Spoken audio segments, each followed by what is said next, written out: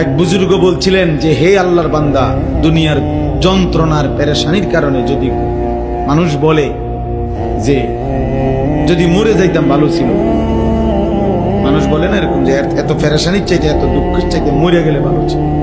মহিলারা বেশি বলে, মহিলারা একবারে 19-এর থেকে 19.5 হইলে তা আমার মরণ আইয়ে না কা, আমি মরি না কা, আমার উপরে ঠান্ডা পড়ে না কা, আমার উপরে খোদার গজব পড়ে না কা, বেডির গজব বেডি নিজেই দেয়।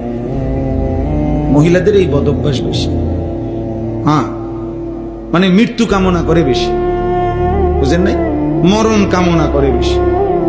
তাহলে ওই আল্লাহর ওলি বলছেন যে হে আল্লাহর বান্দা, দুনিয়ার পেরেশানি থেকে তো তুমি মনে মনে কামনা করিলা যে যদি মরে যাইতাম, পেরেশানি মুক্ত হইতাম। তিনি বলছেন হে আল্লাহর বান্দা, যদি কবরে গিয়ে কবরের আযাব শুরু হয়, তখন তুমি ওই আযাব থেকে বাঁচবার জন্য এবার কি চাইবে?